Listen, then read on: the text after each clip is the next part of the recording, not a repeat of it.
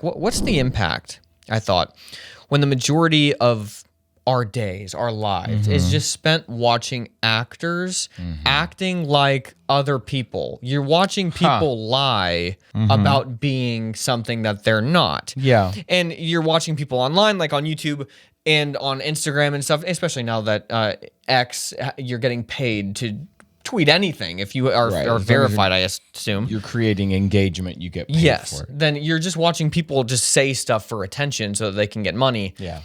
And that's like that's such a huge economy right now. And that's what a lot of our lives have been for years and years and years since the internet and TV, like streaming services. What's the impact of people over the course of a long time when that's just what you are consuming? That's like the norm. I mean, certainly before the internet, you weren't consuming. I mean, yeah, okay, I guess you watched TV or cable. And maybe you could sit there all day and watch TV, but it was like one thing.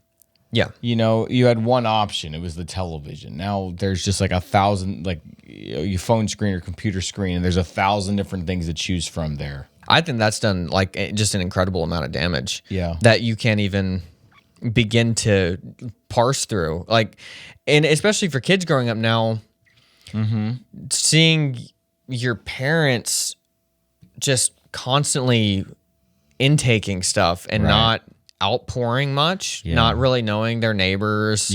Not really. Like, I mean, when there was TV, you still had, your job where you didn't have headphones, where you could listen to stuff. If you're an employee at Home Depot, the majority of your day was these non-financially promoted or pressured conversations or ideas. It was just two people who are living life, doing things, and they're honestly talking. Now it's like everything is somehow financially incentivized, or you're listening to something from somebody who is wanting money. Right. Or doing constantly. something. Yeah, constantly.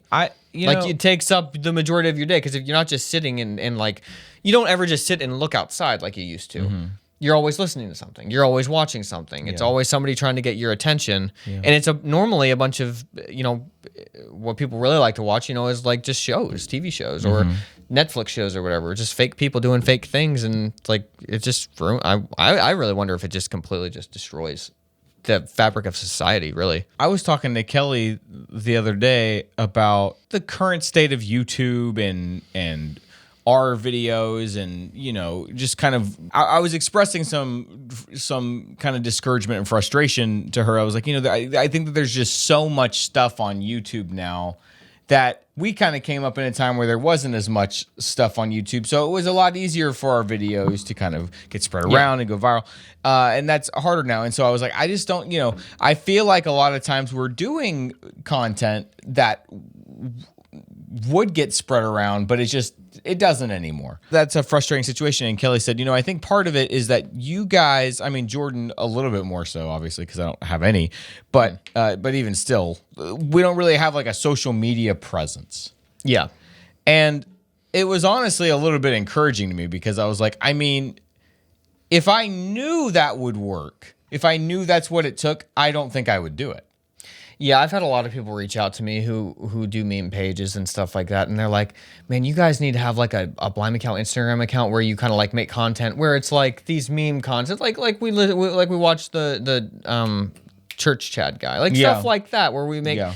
And I was like, "Yeah, I don't know. I just don't know if I have a desire to do that." Right. It's not. It doesn't come second nature to do that, and that's what I told Kelly. I said, I don't think I would do that, one, because I don't think it's healthy for me, but I also don't think it's healthy for anybody. So why would I want to contribute to that attention economy? Exactly. It's and the final thing I told her, which is funny based on what you're saying, is like, why can't you just watch a video and that be it?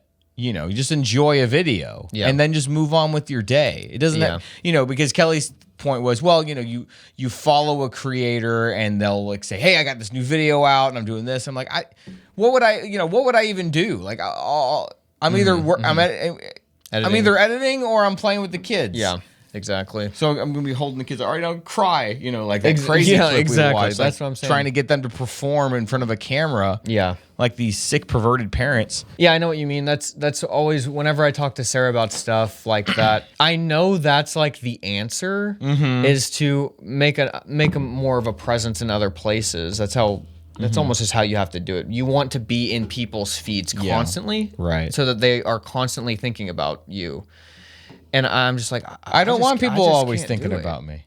Yeah, I just can't do it. Yeah, I would almost rather not do it and have to come up with something else to do. That's what I say too. I'm like I love doing this stuff, but when we don't have to worry about video views anymore, oh yeah, I won't like miss that part of it. I would certainly miss making videos. I don't think I'll ever stop making videos. Yeah.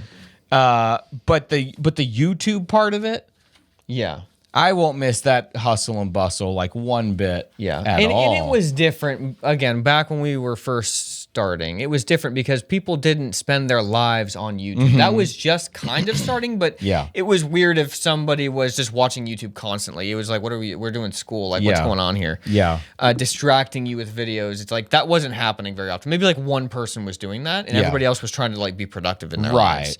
Yep. And now it's so you would. So all that to say, back then, if you watched a video, it impacted you. Right. Now you watch 100,000 videos and you can see somebody just sitting there scrolling past something, just like, even if it was a good video, it was like they just off to the next thing. So it's just kind of a bad environment. That is so true. It's a bad environment. And I think that's why I get really excited about the idea of running like a supporter community and doing all that stuff. Because to me, it's like, that's actually at the risk of sounding like, okay, now I'm going to sell you something. Yeah. I'm doing the same thing. But I'm just trying to say personally from my perspective, that's a much healthier It's about a connection. Yeah. I would rather focus on, if I have to focus on one thing or another, I would much rather focus on creating a community of actual connection. And not trying to get hundreds of millions. Not just trying to get tons of, because if we got all those views, well, then we could probably get a bigger supporter community. But I would rather, it's like, okay, or I could just invest years trying to do that and things keep changing and I'm just getting older and it's not going to work out. So how can I just cultivate the little garden I have? Because at the end of the day, me and you, we don't really like posting online in a way. We like the connection with human beings. Right. That's why we like meeting people that will actually watch our videos. That's why we like doing all these different things. The playing chess with people that watch our videos, like trying to make friendships with them. Yeah.